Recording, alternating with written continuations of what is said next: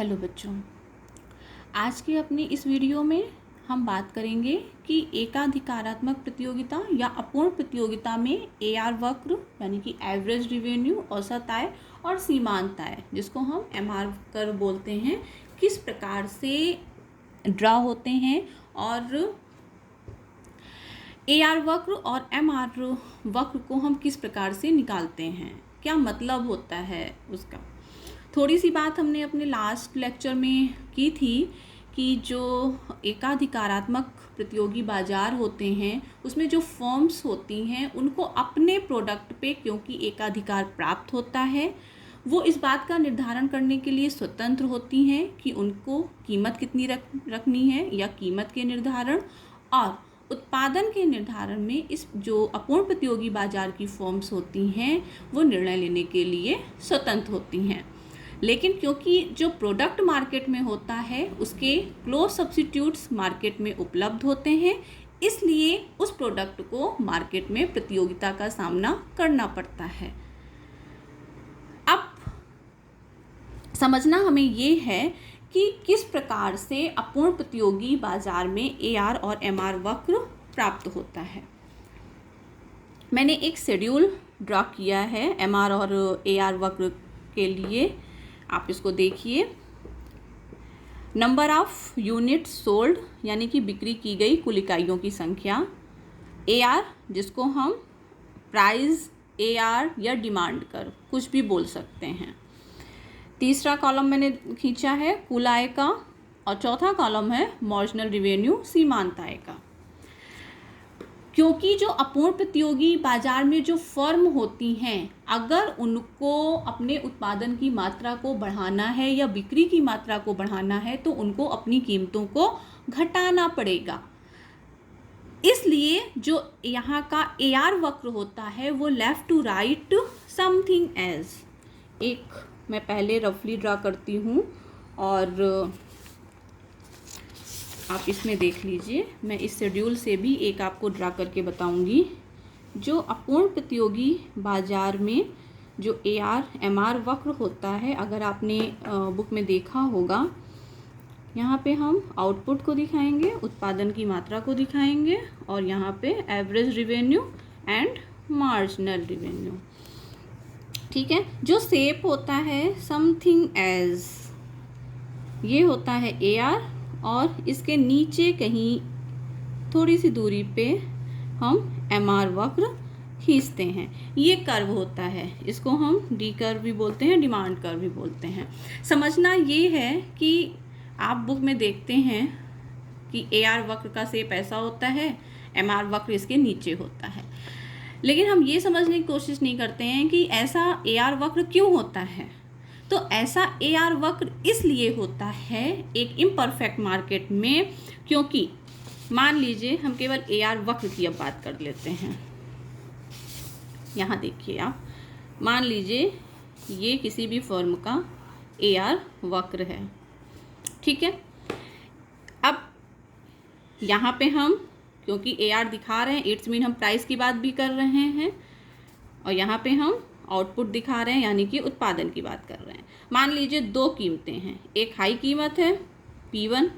अब P1 कीमत पे इस एआर वक्र के अकॉर्डिंग टू जो फर्म है वो केवल कितना उत्पादन कर पाएगी, OQ1, यानी क्वांटिटी बहुत कम है, ओनली OQ1 बहुत कम है, केवल इतना उत्पादन कर पाएगी। मान लीजिए वो फर्म ये डिसाइड करती है कि उसको अपने उत्पादन की मात्रा को बढ़ाना है। अगर उत्पादन की मात्रा को बढ़ाने का निश्चय कोई भी फर्म करती है तो उसको अपनी कीमतों को घटाना होगा। कीमतों को कितना घटाना है ये डिपेंड इस बात पे करता है कि उसको अपना उत्पादन कितना बढ़ाना है। मान लीजिए वो कहती है कि मुझे यहाँ पे उत्पादन कार्य करना है, हमें OQ2 तक आना है, तो इट्स मीन अब कीमतें घट के हो जाएंगी OP2, क्योंकि कीमतों को घटा करके ही प्रोडक्ट को ज़्यादा से ज़्यादा मार्केट में बेचा जा सकता है। तो अगर Q1 से Q2 पे किसी भी फर्म को आना है तो उसको P1 से P2 की ओर आना पड़ेगा, कीमतें घट जाएंगी। सेम रिवर्स कर दीजिए आप, मान लीजिए पहले कीमतें कम थी और प्रोडक्ट ज़्यादा बिक रहा था, लेकिन फर्म कहती है कि उसे कीमतें बढ़ाना है। तो अगर वो कीमतों को बढ़ाती है, बाई चांस वो ये डिसीजन लेती है कि वो P2 से P1 पे जाएगी, इट्स मीन अब उसे अपनी क्वांटिटी को घटाना होगा। तो इससे क्या रिजल्ट निकलता है? इससे ये रिजल्ट निकलता है कि या तो कीमत और या तो उत्पादन की मात्रा, दोनों को एक साथ वो नियंत्रित नहीं कर सकती है। कोई भी अपूर्ण प्रतियोगी बाजार में फर्म एक साथ सोचे कि हम हाई कीमत भी ले लें और ज़्यादा से ज़्यादा प्रोडक्ट भी बेच लें, तो ये पॉसिबल नहीं है। एक की अगर हाई रेट वो डिसाइड करती है, अगर कीमत हाई रेट है तो प्रोडक्ट की क्वांटिटी कम हो जाएगी, और अगर प्रोडक्ट की क्वांटिटी ज़्यादा बेचनी है तो उसको कीमतों को घटाना होगा। आइदर और है, आइदर वो प्राइस को कंट्रोल कर सकती है और वो आउटपुट को कंट्रोल कर सकती है। ठीक है, ऐसा वो क्यों कर सकती है? क्योंकि जो भी प्रोडक्ट है, जिस भी प्रोडक्ट की हम बात कर रहे हैं, उसके क्लोज सब्स्टिट्यूट्स की बात हम अपने लास्ट लेक्चर में कर चुके हैं कि क्लोज सब्स्टिट्यूट्स होते हैं कि एक वस्तु के स्थान पे दूसरी वस्तु का प्रयोग किया जा सकता है। अगर कोलगेट को अपनी फर्म पे एकाधिकार प्राप्त है, कोलगेट डिसाइड कर सकता है कोलगेट कितने पे बिकेगा और कितनी मात्रा मार्केट में आएगी, लेकिन close substitutes Pepsodent, सिबाका, anything ills, बहुत सारे टूथपेस्ट हैं वो मार्केट में अवेलेबल हैं। तो अगर पेप्सोडेंट अपनी कीमत या उत्पादन में किसी भी प्रकार का कुछ भी चेंज करता है, तो जो दूसरी फर्म्स हैं उन पे भी उसका प्रभाव पड़ेगा। अगर कोलगेट अपनी कीमतों को घटाएगा तो जो दूसरी फर्म्स हैं उनको भी अपनी कीमतों को घटाना पड़ेगा, अगर उन्हें मार्केट में बने रहना है तो।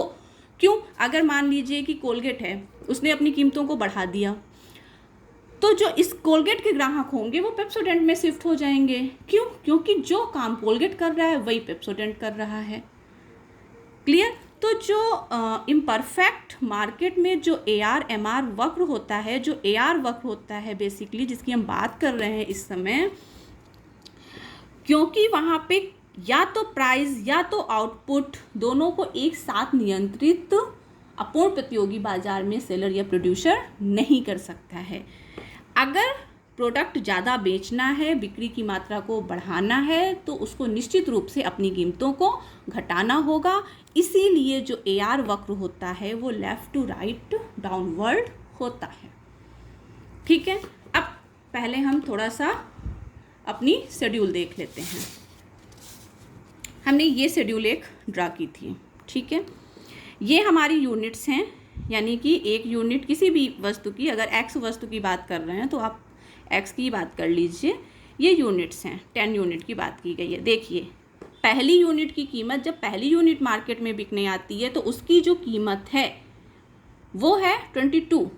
लेकिन अगर फर्म ये डिसाइड करती है कि उसको एक अतिरिक्त इकाई मार्केट में बेचनी है, यानी कि दूसरी यूनिट भी लानी है, तो कीमत घटने लगेगी 21। तीसरी इकाई आएगी, कीमत और घटी।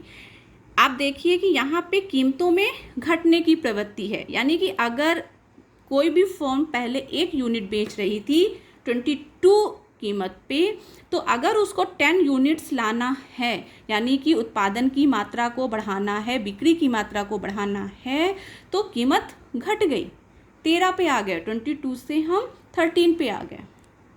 क्लियर? एवरेज रिवेन्यू घटता हुआ है, जैसा कि अभी हम अपने कर्व में बात कर रहे थे। कुल आय कैसे निकली? कुल आय निकलती है कि जो कीमत है और कितनी यूनिट बिकी हैं, 22 इंटू 1 22, 2 यूनिट हो गई, कीमत 21 हो गई। देखिए मैंने यहाँ पे लिखा भी है AR इंटू क्वान्टिटी सोल्ड। ये हमने 42 कहाँ से आ गया?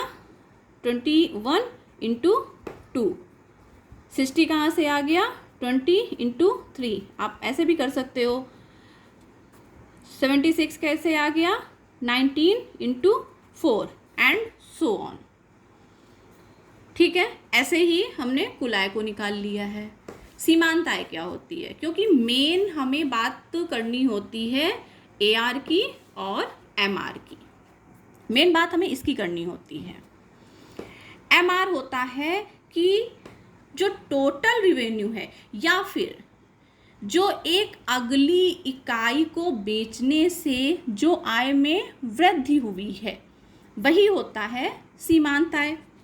अब देखिए, फर्स्ट यूनिट से तो 22 ही था, अब सेकेंड यूनिट से 42 हो गया, तो 22 पहले था और जब सेकेंड यूनिट आई तो 42 हो गया। 42 माइनस 22 कितना हुआ? 20। फिर तीसरी यूनिट मार्केट में आई बिकने के लिए, टोटल रिवेन्यू हो गया 42 से बढ़ के 60। 60 माइनस 42 बराबर 18, यानी कि प्रत्येक अगली इकाई से कुल आय में जो वृद्धि होती है वही होती है सीमांत आय। सीमांत आय भी घटती हुई है। क्यों घटती हुई है? क्योंकि औसत आय घटती हुई है, कीमतें घटती हुई हैं, इसलिए प्रत्येक अगली इकाई से जो प्राप्त होने वाली कीमत है, जो आय है, वो भी घटती हुई होगी।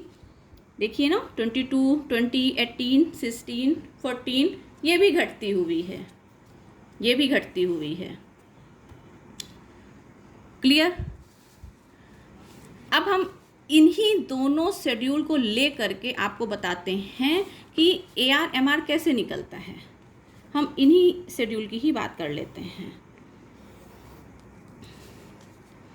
कैसे हम ड्रॉ करते हैं किसी शेड्यूल को, अगर हमें डायग्राम में लाना होता है। यहाँ पे हमने आउटपुट दिखा दिया, सेम AR एंड MR। ठीक है, हमारी सबसे बड़ी डिजिट है 22, तो हम 5 का गैप कर सकते हैं। 5, 10, 15, 20 एंड 25, और हमने यूनिट्स ली हैं 10, तो यहाँ पे हम 1 दिखाएंगे, 2, 3, 4, 5, 6, 7, 8, 9, 10। हम आपको एक आइडिया देना चाहते हैं कि AR-MR किस प्रकार से ड्रा होते हैं। पहली यूनिट का पहले हम खींच लेते हैं अपना AR। पहली यूनिट से 22, यानी कि ये बिंदु समथिंग कहीं यहाँ होगा। फिर दूसरी यूनिट से 21, तो ये दूसरी यूनिट हो गई, और 20 यहाँ है तो 21 थोड़ा सा इसके ऊपर होगा, यहाँ होगा। थर्ड यूनिट से 20, तो क्योंकि यहाँ पे एक का गैप है तो बार बार आपको शेड्यूल देखने की नीड नहीं है। थर्ड से 20 समथिंग यहाँ होगा, बिल्कुल 20 के आगे होगा। फिर 19 थोड़ा सा और नीचे होगा।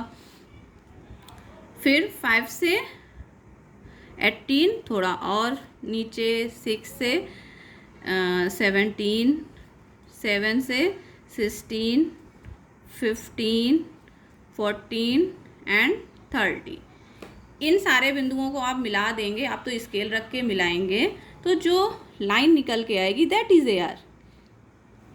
देखिए, जो भी हमने आपको एक रफली पहले ड्रॉ किया था, लगभग वैसे ही रेखा आ गई, ये AR है।